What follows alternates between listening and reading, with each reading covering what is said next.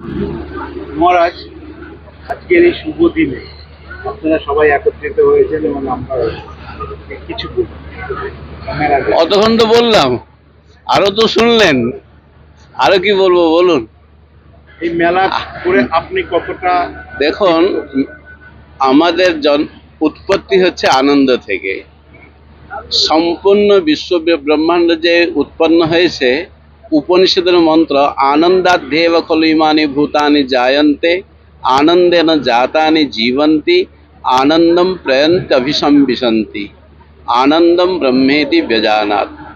এই যে আনন্দ থেকেই উৎপত্তি এবং আনন্দতে স্থিতি এবং আনন্দতেই প্রলয় হয়, এই জন্য প্রত্যেক ব্যক্তি সব সময় আনন্দের খোঁজেই থাকে।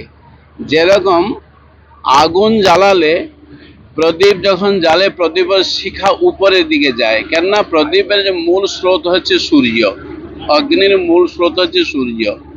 জল যেখানে ঢালুন না কেন সে নিচের দিকে যাবে, কেননা জলের উৎপত্তি স্থান হচ্ছে সমুদ্র।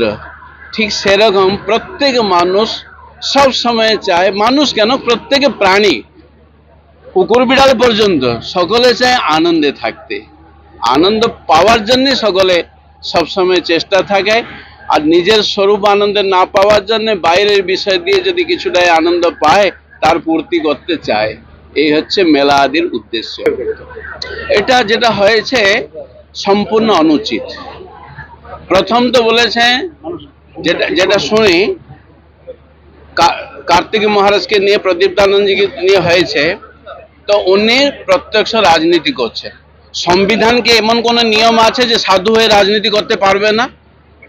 আমি উল্টা প্রশ্ন করছি, কিন্তু সংবিধানে কি কোথায় নিষেধ করা আছে যে সাধু হলে সে রাজনীতি করতে পারবে না?